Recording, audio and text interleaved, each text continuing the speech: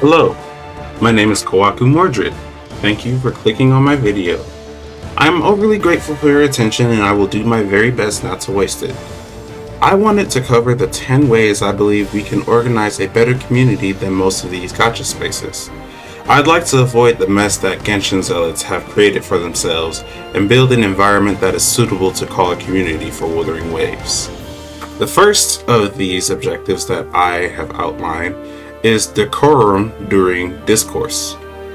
I want us to avoid personal attacks and attacking people's relationships, especially when they do not pertain to the main issues at hand.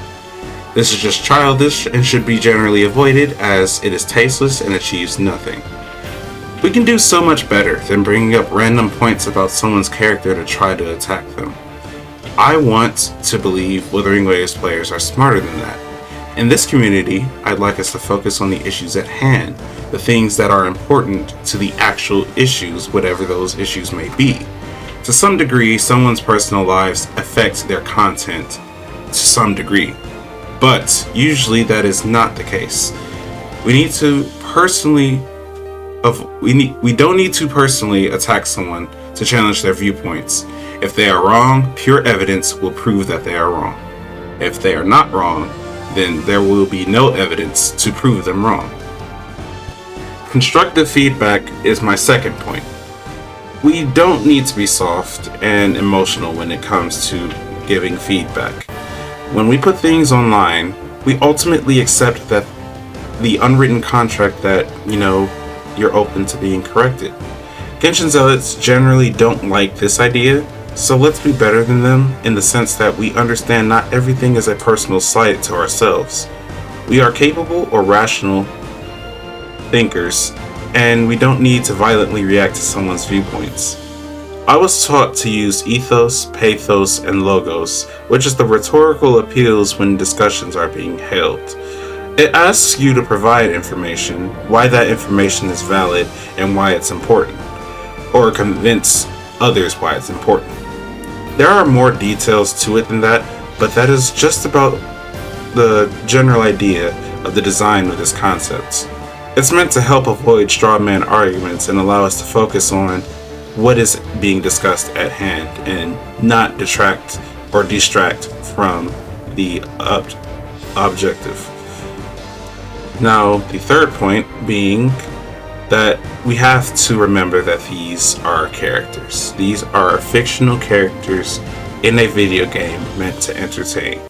I know that some, not all, have a problem with, connecting with others, with other real people, in that when they meet or find a character in a game that we enjoy, we tend to attach a part of our personality and make it similar to that character, and then suddenly anything regarding that character is, we create a fact about that character in our mind, and that has to be a fact for everyone else. And whenever we see that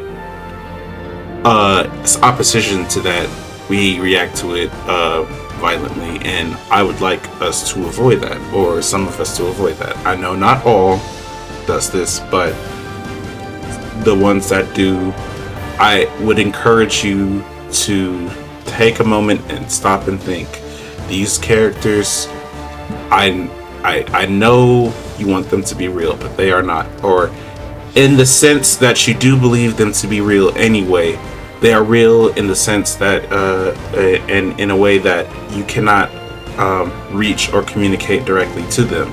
You can have influence over certain things that they do, but ultimately you cannot have a conversation with them and inform them of our world as informed of their world as we are about theirs.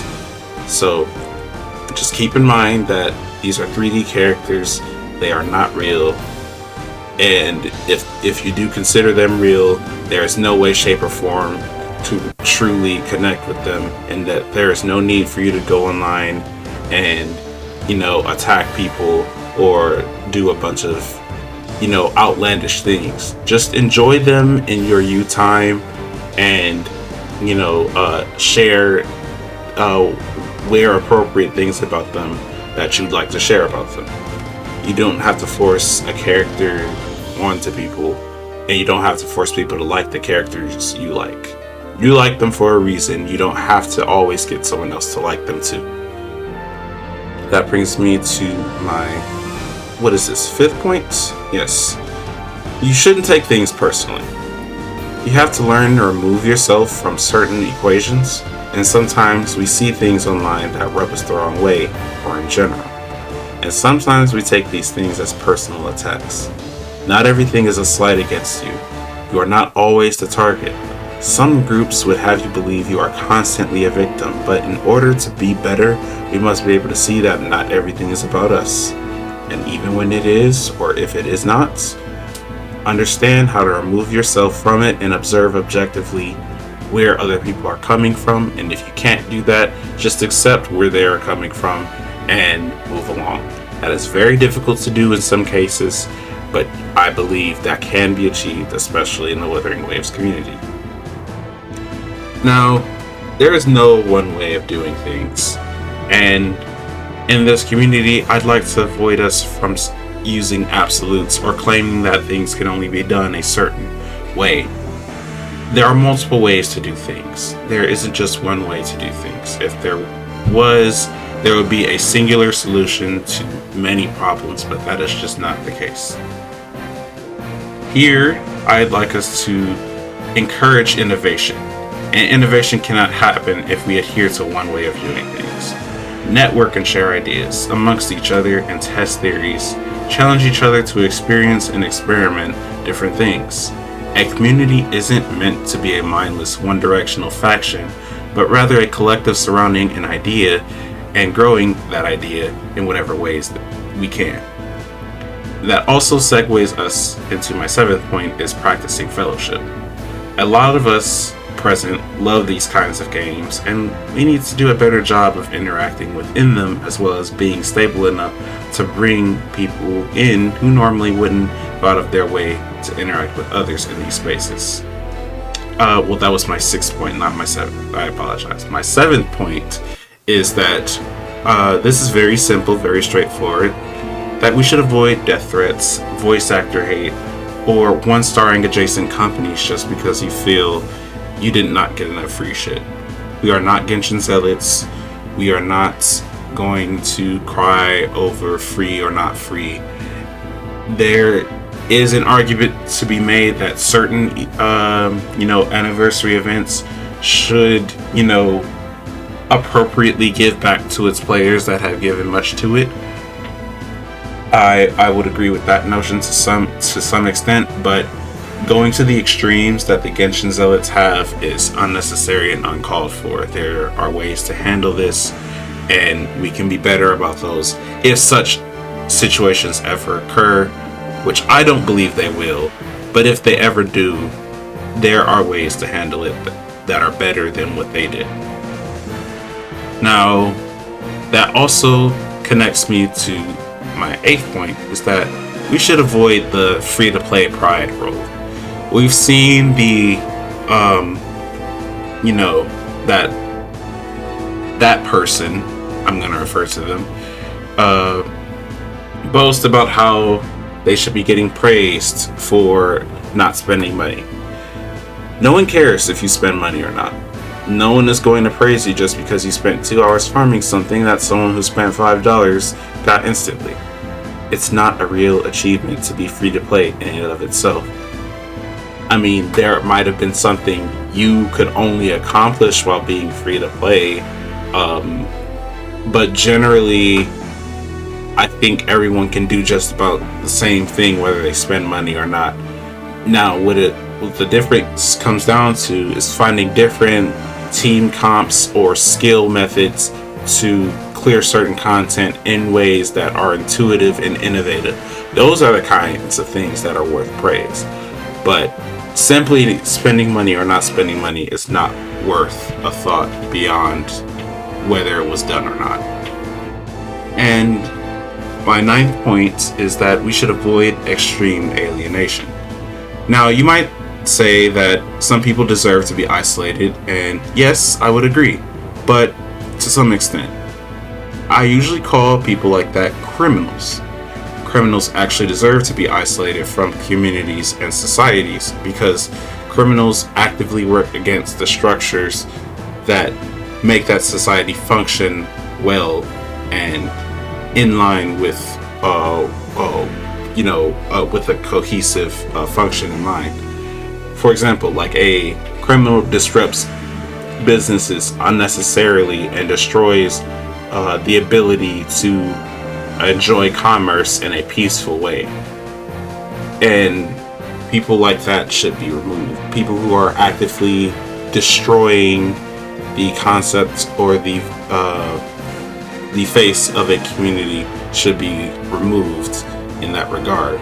But people who have simply bad takes that just need to be corrected upon, or they said something incorrect, they don't need to be pushed out. They don't need to be witch hunted. We can leave all that in the dust. We can let the Genshin Zealots own the ability to do that. What we can do here instead is, if someone is incorrect, if someone has a bad take, we can simply point out why that take is bad. Just don't say, oh, you're bad or you're wrong, and not say why. You have to give examples and reasons, and that's how a discussion is formed, that's how discourse is had, and that's how solutions are achieved, is by providing evidence where versus where there wasn't evidence presented. So let's avoid the alienation tactics. It's unhealthy, and very few people deserve to be treated like that. And the last and 10th most important point is just being a better you. Ultimately, I cannot control you, and you cannot control others. The best we can do is offer our best to others in these spaces to grow, offer better perspectives, and respect each other's decisions and willingness to listen to each other. We cannot make others listen to a certain extent, so let's avoid that. Forcing our ideals on others if we can help it is just not cool. Just don't you don't want to oppress people. You don't want to force your mind on others. That's very off-putting, and that doesn't breed a healthy environment. You can provide your perspective, but trying to make everyone agree with you is unhealthy and should be unacceptable in these spaces. The goal of a community is to help its unified interests grow and develop in a way where it performs better and reaches the most people. While yes, it is a haven for like-minded individuals to gather, it is so much more. And I believe as individuals should aim to cultivate each other and ourselves in a way that is not invasive or oppressive. We are supposed to be a community, and not witch hunting zealots. Personally, I vow to be welcoming, understanding, respectful, and constructive of my peers. I will tell you when I think you might be wrong, and I promise to talk about why. I promise to be open to criticism myself and not take anything personally. I will not be vindictive or alienate others on weak or flimsy ideals or ideas. I will do my utmost to promote a community that is constructive in my own way and makes sense and does nothing to infringe upon others. I will look at every situation as objectively as I possibly can and act in a way that is humane. I hope others will join me in these efforts. I do believe them to be reasonable guidelines to have a healthier mind and community. And I thank you all for taking the time to watch me talk about this, because I have not seen these points mentioned elsewhere. I don't see anyone talking about the community itself, and I don't want it to get to the point where we are talking about the community in a negative light because something may or may not have happened. So once again, I thank you. Please like and subscribe, the usual YouTube begging, and leave a comment on things I can do better to improve my content. And I hope to see you more and create more videos for you guys to enjoy or cooperate with me on in the future. Thank you.